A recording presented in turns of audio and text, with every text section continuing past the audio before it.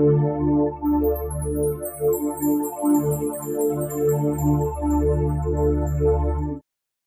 शांति।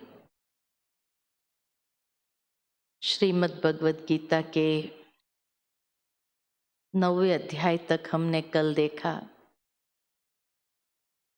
कि परमात्मा ने बहुत स्पष्ट रूप से अर्जुन को अपना परिचय दे दिया कि मैं इस संसार के पालन करता हूँ, जगत का नियंता हूँ, सूक्ष्म से भी अति सूक्ष्म हूँ, नित्य दिव्य प्रकाश स्वरूप अशरीरी हूँ। और तब पुनः अर्जुन के मन में प्रश्न उठता है कि फिर मनुष्य क्यों नहीं जानते हैं, कौन जानता है। और तब मनुष्य कैसे मोहग्रस्त है, ये बात बताते हुए भगवान कहे वो मुझे नहीं जानते हैं और मुझ अव्यक्त को भी व्यक्त धारी समझ लेते हैं। और फिर अंत में हमने यही देखा कि जब भगवान ने कहा कि जब कल्प के अंत में मैं मनुष्य तन में अवतरित होता हूं तो मूर्ख मेरा उपहास करते हैं। यानी स्पष्ट है कि भगवान जब इस संसार में आते हैं, जब अति धर्म ग्लानि का समय होता है, उस समय कोई दिव्य स्वरूप में नहीं आते हैं,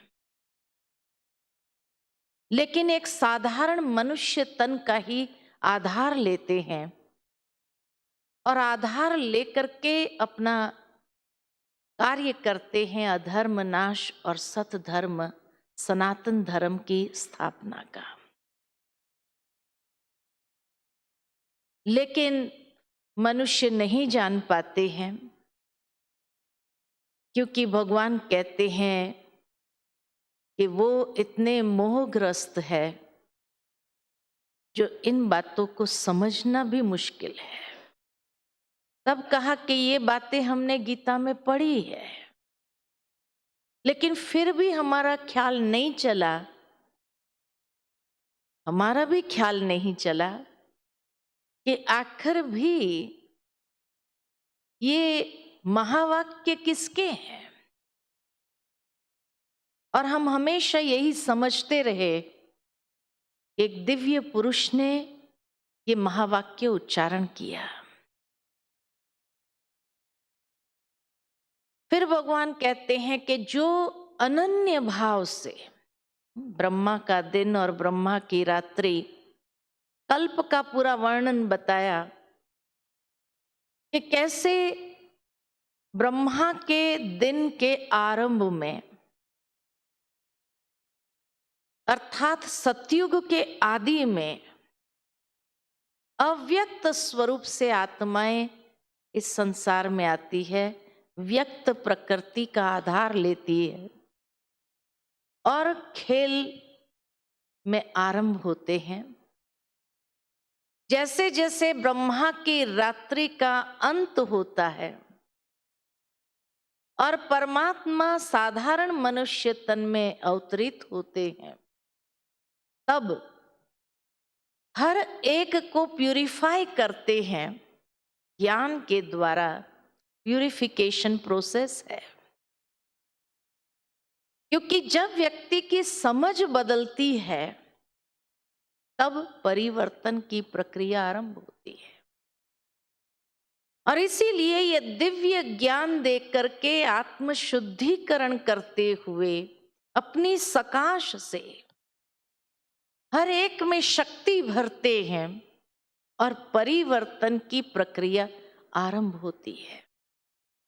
तब वो मनुष्य आत्माएं जो राग द्वेषादि विकारों के वश है या मोहग्रस्त है, वो शुद्ध होकर उस परमात्मा के समान प्रकृति को प्राप्त करते हैं।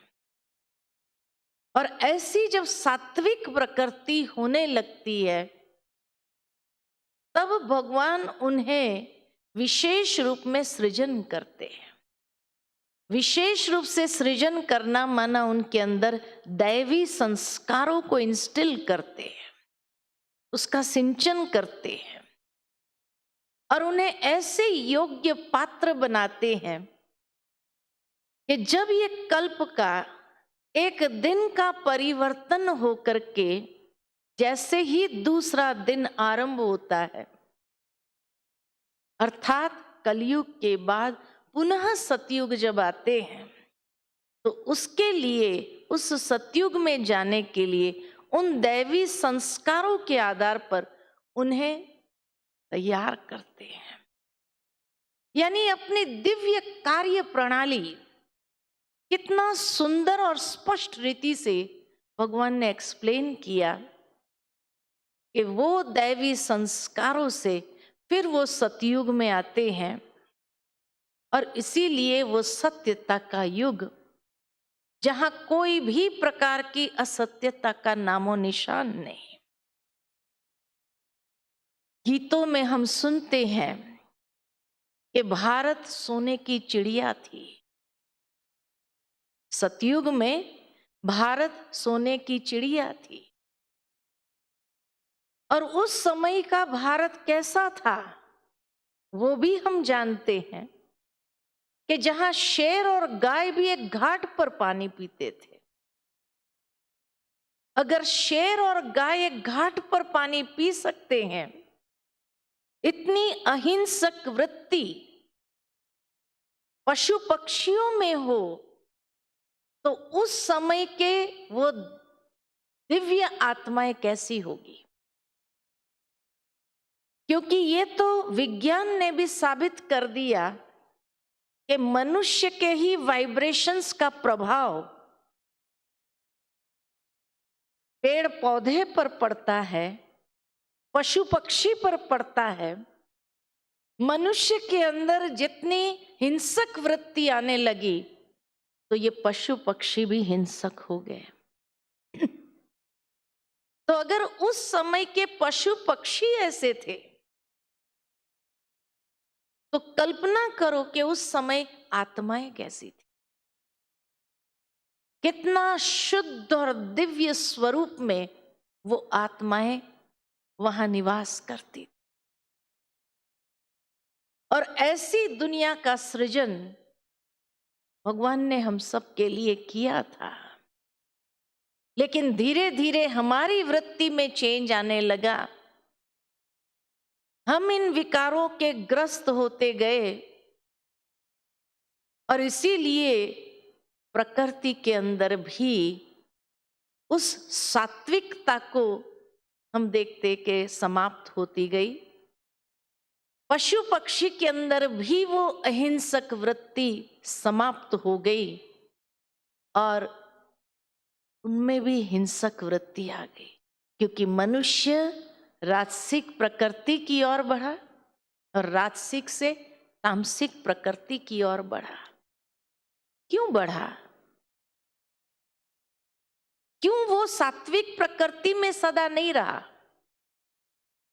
क्यों ये चेंज आया?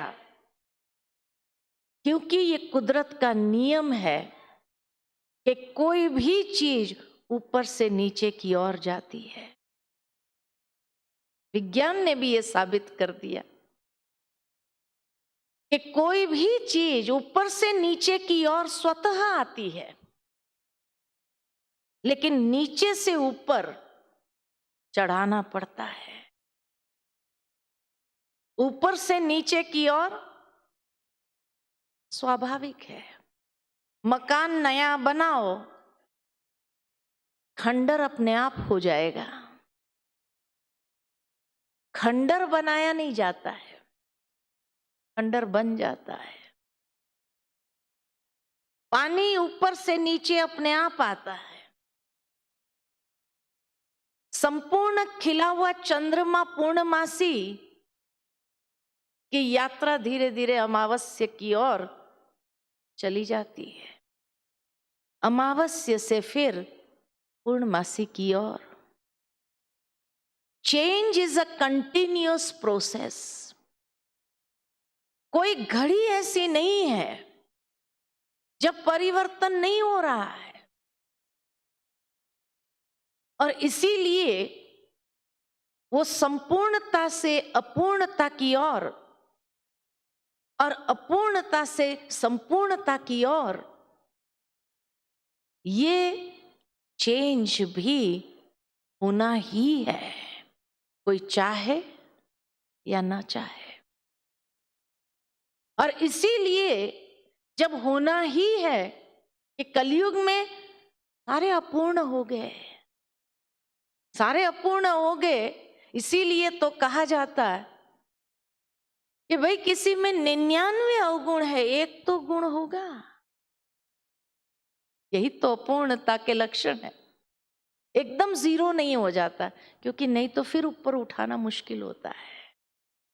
इसीलिए एक जब रह जाता है कलयुग के अंत में, तब ईश्वर आकर के पुनः अपने संग में उन्हें संपूर्णता की ओर प्रेरित करते हैं। और इस तरह से ये संसार का चक्र घूमता है। ये संसार चक्र किस तरह से घूमता है, उसका स्पष्टीकरण बहुत सुंदर तरीके से भगवान ने अर्जुन को दिया, यानी हम सब अर्जुनों को दिया। और फिर भगवान कहते, जो अनन्य भाव से मेरे दिव्य स्वरूप का ध्यान करते हैं, मेरे दिव्य स्वरूप का ध्यान करते हुए निरंतर मुझे याद करते हैं, उनकी आवश्यकताओं को मैं पूरा करता हूं। और उनके पास जो कुछ भी है उनकी रक्षा भी मैं करता हूं। कितना ऊंचे ते ऊंची हस्ती, कितना निर्माण हो जाता है, कुर्बान हो जाता है ऐसे लोगों पर जो थोड़ा प्यार से उसको याद करते हैं। अनन्य भाव, अन्य कोई नहीं, सिर्फ उस एक को जब याद करते हैं तो वो भी कुर्बान जाता है। ऐसे आज की दुनिया में मनुष्य नहीं होते हैं। कोई अगर प्यार से बात करता है तो लोगों को डर लगता है, सोचते हैं तुरंत जरूर मतलब होगा, तभी ये इतना प्यार से बोल रहा है। लेकिन भगवान को कोई प्यार से याद करे तो वो कुर्बान जाता है, उनकी आवश्यकताओं को भी पूरा करता है और उनके पास जो कुछ भी है उसकी रक्षा भी करता है। इसीलिए तो उसको भगवान कहा। और इसीलिए मनुष्य कभी उस लेवल तक नहीं पहुंच सकता है। ये गारंटी सिर्फ एक परमात्मा ही कर सकते। आगे फिर भगवान आज के युग के हिसाब से बहुत गहरी बात कहते हैं, परंतु जो मेरे वास्तविक स्वरूप को ज्ञान के आधार से नहीं जानते, यानी भगवान को इन चरम चक्षु से नहीं देखा जा सकता है, उसको समझना है तो ज्ञान के दिव्य चक्षु के द्वारा ही समझा जा सकता है। तो ज्ञान के आधार से नहीं जानते हैं और अज्ञानता पूर्वक मुझे देवताओं के रूप में याद करते हैं और श्रद्धा पूर्वक उनको पूजते हैं, परमात्मा समझ करके पूजते हैं, वे देवताओं के बीच में जन्म लेते हैं।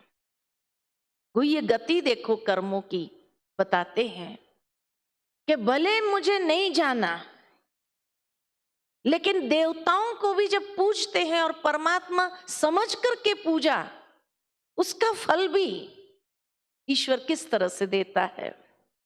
तो कहा वो देवताओं के बीच में जाकर जन्म लेता है। जो पितरों को पूजते हैं वे पितरों के पास जाते हैं और जो भूत प्रेतों की उपासना करते हैं, कलयुग के अंदर तंत्र मंत्र जंत्र का समय आ गया। लोग अपना मतलब सिद्ध करने के लिए, अपने स्वार्थ को सिद्ध करने के लिए, किसी से बदला लेने के लिए क्या करते हैं?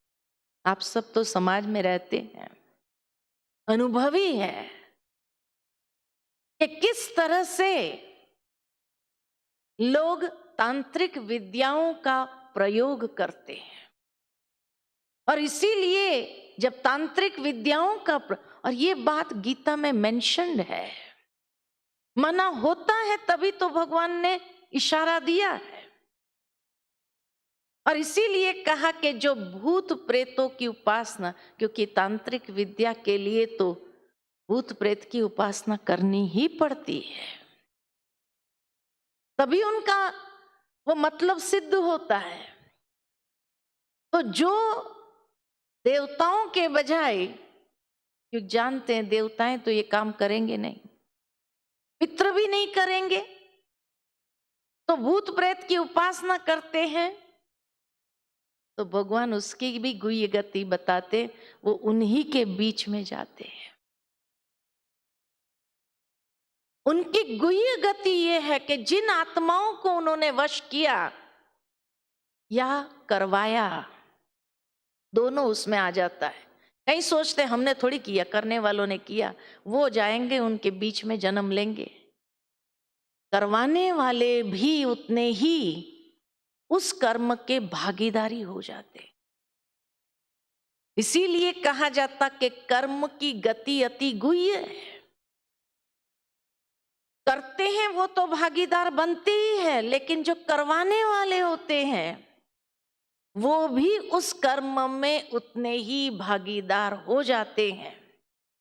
और इसीलिए वो उन्हीं के बीच में जाता है, या ना उनको भटकने की योनि प्राप्त होती है, उनका पुनः मनुष्य रूप में जन्म नहीं होता है। अब इस गीता ज्ञान के माध्यम से हमें समझना चाहिए हमें कहाँ जाना है, हमें कहाँ जाना है। क्या हम देवताओं के बीच में जाना चाहते हैं, पितरों के पास जाना चाहते हैं, या उस भूत प्रेत की योनि में जाना चाहते हैं?